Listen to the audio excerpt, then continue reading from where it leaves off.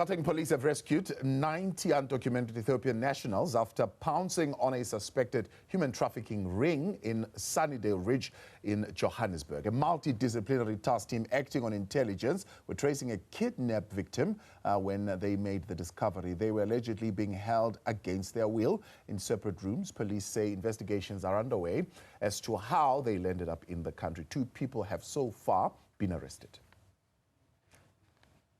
Let's get more details now. We're joined by the police spokesperson, Brigadier Athlenda Mate. Good to have you, and thank you very much for your time this evening, Brigadier. Was this a rescue? Did you happen to stumble on this discovery? How did it happen? Look, a very good evening, and thank you for the opportunity. As you've rightly indicated, a multidisciplinary team led by our Special Task Force unit were tracing a kidnapped victim. The victim was kidnapped last week, Tuesday, and police had been working on this particular case when they then identified a possible house that could be keeping this victim captive. And that's when police immediately assembled specialized units to lead this particular operation. And I can confirm to you that as soon as they intercepted these kidnappers, they found these 90 undocumented Ethiopian nationals housed and confined and packed into rooms that were locked. So we found them there, we rescued them, and we also found the kidnapped victim that we were looking for. So as you've rightly indicated, 2 suspects have been arrested, and they are due to appear before the Palm Ridge Magistrate Court on a charge of kidnapping, but also we are looking at charges of human trafficking or either human smuggling. So as you've rightly indicated, the Hawks have the docket. They are busy interviewing these undocumented nationals to ascertain as to how they got into the country and what they were looking for. But we do suspect that these Ethiopians were trafficked or smuggled into the country for better economic opportunities, where they were going to work in Ethiopian spaza shops or shops that sell counterfeit goods. So we are working on that particular information. Is Ethiopia aware of these citizens who are being kept against their will? Or did they leave the country with their consent, and maybe they're being kept in South Africa against their will? I mean, what does Ethiopia know about these 90 nationals? Well, at this stage, I'm not privy to that kind of information.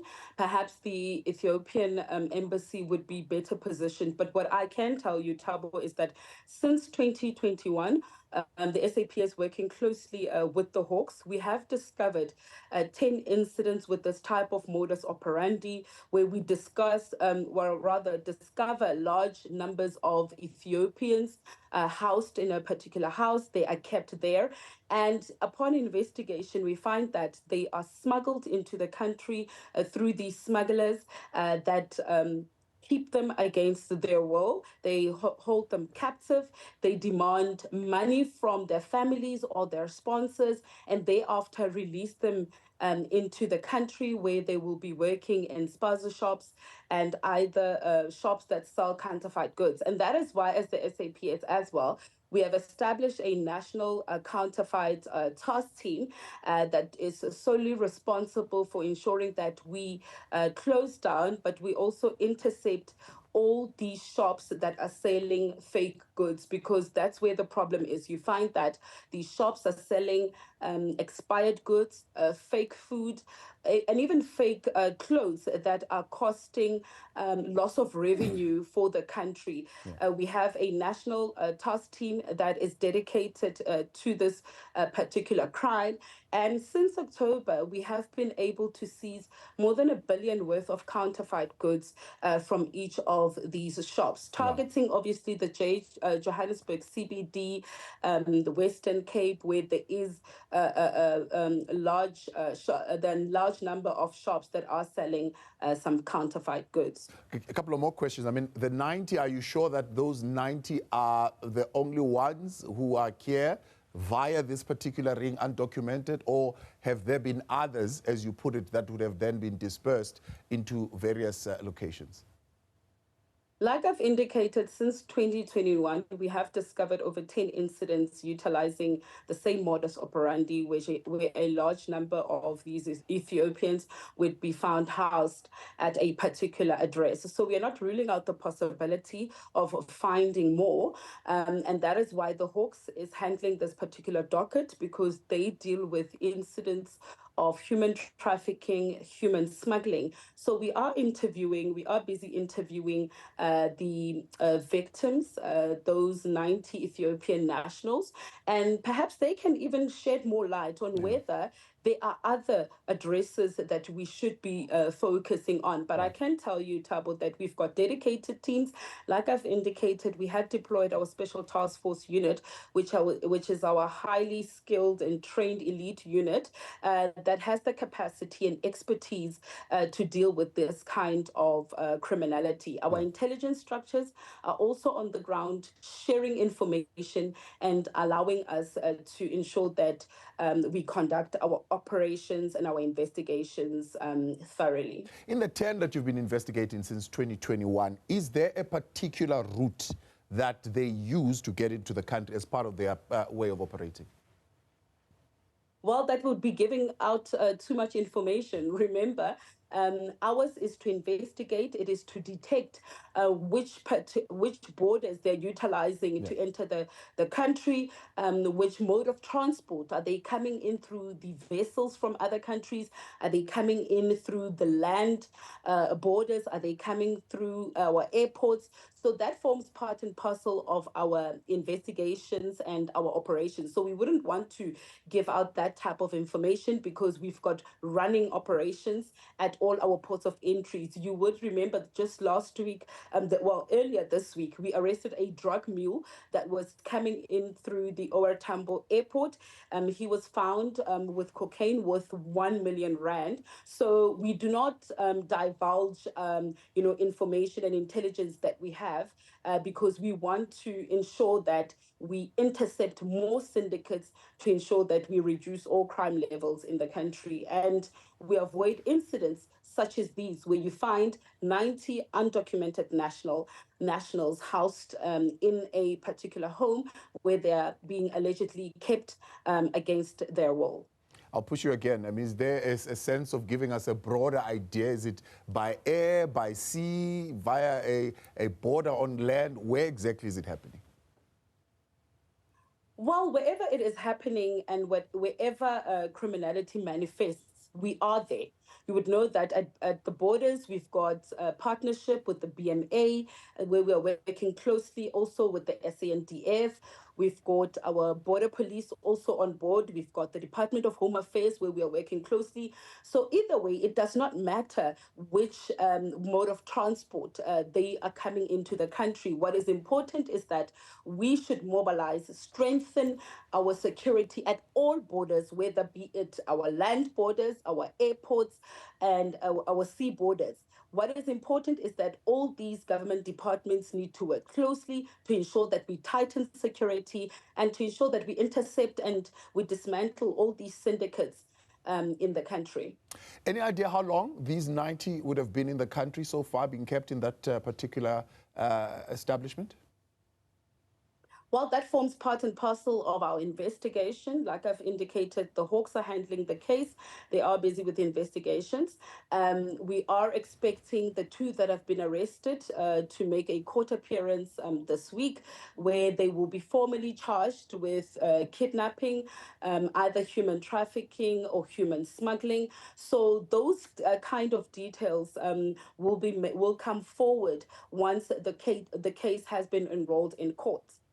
The police commissioner gave a briefing on the 1st of August around the various issues that the SAPS has been dealing with. But one that is particularly interesting, I suppose they're all interesting, but of interest right now, is because of the debate that is going on around what is happening in KwaZulu-Natal. 106 firearms confiscated in the week from the 22nd of July until the 28th of July. 106 firearms. 40 of these firearms were seized in the province of KwaZulu-Natal. Does this lend credence and weight to I suppose, the assertions of the KwaZulu-Natal Police Commissioner to say they are in a war in that particular province where these are not thieves that steal, but thieves that kill, and most of them emanating from that province? Look, we've listened to the different news views, rather, that continue to be expressed by ordinary citizens and various experts in the policing field. And we stand by our KZN police officers in saying that our purpose as the SAPS is to go out there to arrest perpetrators. But unfortunately, when we arrive at these particular crime scenes, our members are confronted with heavy gunfire. And when you look at all these crime scenes, you find that AK-47s, high caliber firearms, R5s are found there. So first and foremost, the SAPS members will be out there to firstly ensure the safety and security of our communities.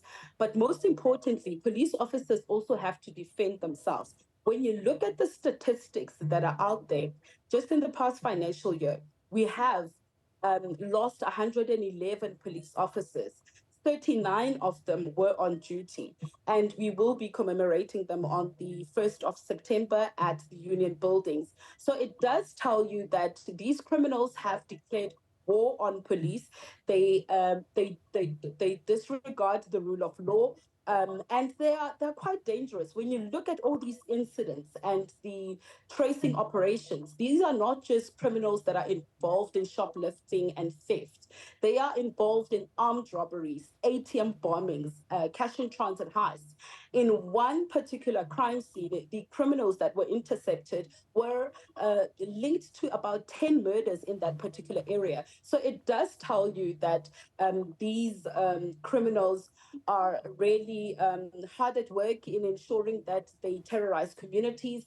And we have no choice as the SAPS. We are mandated by Section 205 to ensure that we prevent and combat any incident of criminality, but most importantly, that we serve and protect the people of this country. So our communities are relying on it. It is a responsibility that we do not take lightly. And we are saying this is a war that we are not willing to lose. It's either them or us. Yeah. How are you bringing the experts into your confidence in that way? Because they are saying, literally, it's your word against everybody else. You are telling us these are ATM bombers, these are dangerous killers, but they seem to question, where is this evidence? Why are we not seeing these so-called criminals that you're talking about?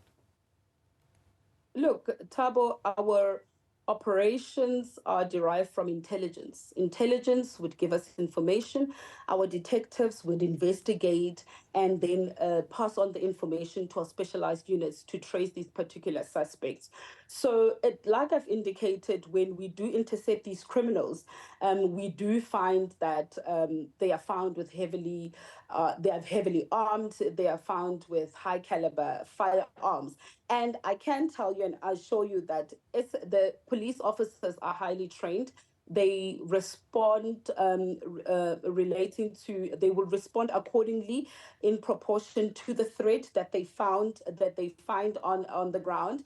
And we do have IPID. IPID is there, our watchdog that investigates all these incidents. So I think these experts, they need to engage with IPID. But on our side, the preliminary investigations and reports that we receive and the evidence on the ground does tell us that our members are on the right side of the law. But if our members are found to be on the wrong side, IPID is there. We do assure communities that the SAPS will ensure that they cooperate with IPID. But for now, in all these incidents, and like you've also indicated, last week we collected 106 firearms across the country. 40 of them were found in KZN. It does tell you that these criminals are heavily armed.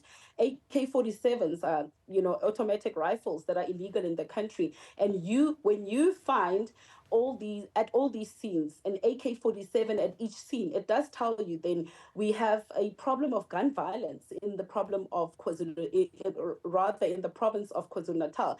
And it does tell you that our members need to be prepared to defend communities, but also to defend themselves. Brigadier, we appreciate your time. Thanks so much for coming on this evening.